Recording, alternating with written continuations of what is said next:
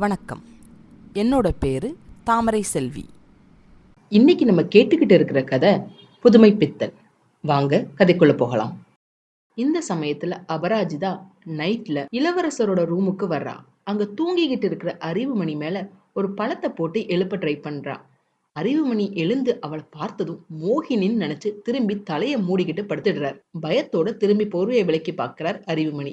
அவரை வா அப்படின்னு கை ஜாட காட்டுறா. அறிவுமணி தயக்கத்தோட அவகிட்ட போறார். நான் ஒரு முக்கியமான ஆபத்தான செய்தி சொல்ல வந்திருக்கேன். நான் இந்த அரண்மனையில இருக்கிற அடிமை பெண். என்னோட பேர் அபராஜிதா. நாளைக்கு நடக்கிற விருந்துல இளவரசருக்கு கொடுக்கிற பானத்துல அவரை பைத்தியம் ஆக்குற மருந்த கலக்க போறாங்க அப்படின்னு சொல்லிட்டு ஓடி போயிடுறா.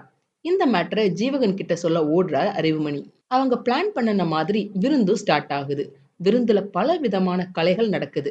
அபராஜிதாவை ஃபோர்ஸ் பண்ணி அந்த மருந்து கலக்கப்பட்ட பானத்தை இளவரசருக்கு கொடுக்க சொல்றாங்க. அவ எவ்வளவோ மறுத்து பார்த்தும் வேற வழி இல்லாம அந்த கோப்பைய வாங்கிட்டு போறா. அந்த கோப்பைய வச்சு பாட்டு பாடி டான்ஸ் ஆடுறா அபராஜிதா.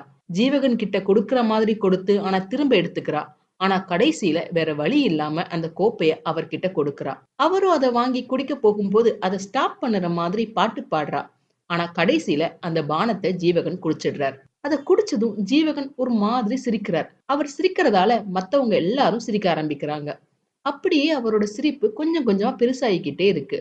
திடீர்னு அவர் சிரிப்பை ஸ்டாப் பண்ணிட்டு எந்திரிச்சு நின்னு, இங்க இருக்கும் பெரியோர்களே அப்படின்னு ஒவ்வொருத்தரா சொல்லிட்டு, இங்க இருக்கும் சுவர்களே, விழிக்கும் வீரர்களே, முழிக்கும் பாவைகளே அப்படின்னு ஒரு மாதிரியா அவர் பேச, சித்தப்பா அவரை ஸ்டாப் பண்ண ட்ரை பண்றார். உடனே அவர் சித்தப்பாவை பார்த்து, சித்தப்பா நீ செத்தப்பா அப்படின்னு சொன்னதும் ரொம்ப சோகத்தோட தலையில கைய வைக்கிறார் பிரதாபசிம்மர். பைத்தியம் பிடிச்ச மாதிரி பேசி பாடி அங்க டேபிளுக்கு அடியில தூங்கிக்கிட்டு இருக்கிற அறிவுமணியை வெளியே போக சொல்றார்.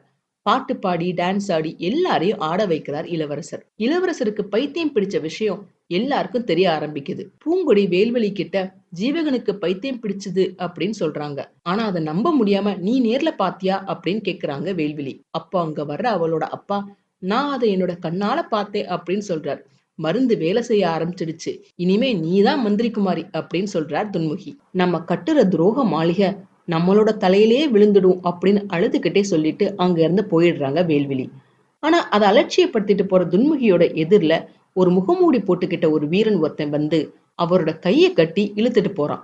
இதை பார்த்ததும் வேல்விழி அவனோட வாட்போர் புரியுறாங்க.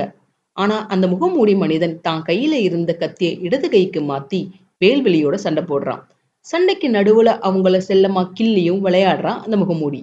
ஆனாலும் விடாம சண்டை போடுறாங்க வேல்விழி. ஒரு கட்டத்துல வேல்விழிய அங்க இருந்த ஒரு மரத்துல கட்டிட்டு சிரிச்சிட்டு போயிடுறான் அந்த முகமூடி. அந்த முகமூடி வேற யாரும் இல்ல, புதுமை பித்தன்கிற பேர்ல வந்து இருக்கிற நம்ம ஜீவகன் தான். துன்முகிய ஒரு குதிரையில ஏத்தி கடத்திட்டு போகும்போது அறிவுமணி ஜாப்பனீஸ் கெட்டப்ல வந்து அந்த முகமூடியோட வாட்போர் புரியுறார். அவனை ஜெயிச்சு கத்திய தட்டி விட்ட உடனே அறிவுமணி தான் அறிவுமணிங்கிற விஷயத்த சொல்லிடுறார். நீ எப்படி இங்க வந்த அப்படின்னு ஆச்சரியமா ஜீவகன் கேட்க, நீ எந்த சுரங்கம் வழியா வந்தியோ அதே வழியா தான் நானும் வந்தேன் அப்படின்னு சொல்றார் அறிவுமணி. ஜீவகன் புதுமை பித்தன் கெட்டப்ல முன்னாடி குதிரையில போக பின்னாடி துன்முகியை இழுத்துட்டு போறார். அவங்க 2 பேருக்கும் பின்னாடி அறிவுமணி இன்னொரு குதிரையில போறார். வேல்விழி அந்த கட்டை அவிழ்த்துட்டு வர்றதுக்கும் அவங்க 3 பேரும் அங்க இருந்து போயிடுறதுக்கும் சரியா இருக்கு. அவங்க அப்பாவை காப்பாத்துறதுக்காக ஹெல்ப் கேட்கறதுக்கு வேல்விழி தளபதியை பார்க்க போறாங்க. வேல்விழிய பார்த்ததும் அவங்க மேல தளபதிக்கு ஆசை வந்துடுது. அப்ப அவரோட ஆள் துன்முகியை ஏதோ ஒரு முகமூடி மனிதன் தூக்கிட்டு போயிட்டானா, அதை சொல்றதுக்காக இவங்க வந்திருக்காங்க அப்படின்னு சொல்றான்.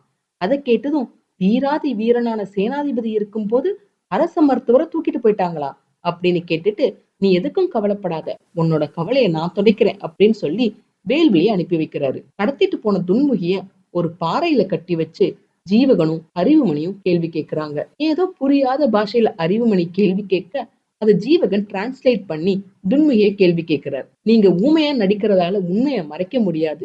இளவரசரை பைத்தியம் ஆக்குனது நீங்க தானே? மகாராஜாவை புலி கொன்னதுன்னு சொன்னதும் பொய் தானே? அவரை நீங்க தானே மறைச்சு வச்சிருக்கீங்க, பதில் சொல்லுங்க, இல்லைன்னா தலை தரையில உருளும் அப்படின்னு மிரட்டுறார் ஜீவகன். சொல்லு சொல்லு அப்படின்னு கேட்டுக்கிட்டு இருக்கும் போதே அந்த மலையை நோக்கி சேனாதிபதியும் சேனாதிபதியோட ஆட்கள் வர்றதையும் அறிவுமணி பார்த்துடுறாரு. அவங்க கிட்ட இருந்து தப்பிக்கிறதுக்காக மருத்துவரை அங்கேயே விட்டுட்டு ஜீவகனும் அறிவுமணியும் தப்பிச்சு போயிடுறாங்க. சேனாதிபதி அவரோட ஆட்கள் கிட்ட மருத்துவரை காப்பாத்தி அரண்மனைக்கு அழைச்சிட்டு போக சொல்லிட்டு தானும் தன்னோட ஆட்களும் அந்த 2 பேரையும் துரத்திக்கிட்டு போக ஆரம்பிக்கிறார். ஒரு கட்டத்துல ஜீவகனும் அறிவுமணியும் குதிரைய ஒரு கட்டடத்துக்கு பக்கத்துல விட்டுட்டு இன்பவள்ளி நாடக மன்றம் அப்படின்னு போட்டு இருக்கிற ஒரு நாடக கொட்டைக்குள்ள நுழைஞ்சிடுறாங்க. அவர் பின்னாடியே வந்த சேனாதிபதியும் அவரோட ஆட்களும் அந்த கொட்டகைக்குள்ள நுழையிறாங்க.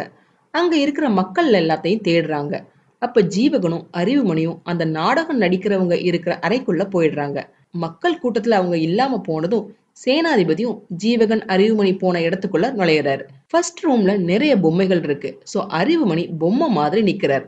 ஜீவகன் அதுக்கு அடுத்து இருந்த ஒப்பன அறைக்குள்ள நுழைஞ்சிடுறார். உள்ள வர சேனாதிபதி அறிவுமணிய பொம்மைன்னு நினைச்சிட்டு போயிடுறார்.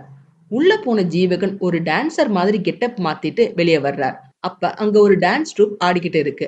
அதுல ஜீவகனும் சேர்ந்து டான்ஸ் ஆடுறார். இந்த டான்ஸ் எல்லாத்தையும் தளபதி பார்த்துட்டு இருக்காரு. ஒரு கட்டத்துல தப்பு தப்பா டான்ஸ் ஆடிக்கிட்டு இருக்க இளவரசனை மெயின் டான்சர் கைய பிடிச்சு உள்ள இழுத்துட்டு போயிடுறாங்க.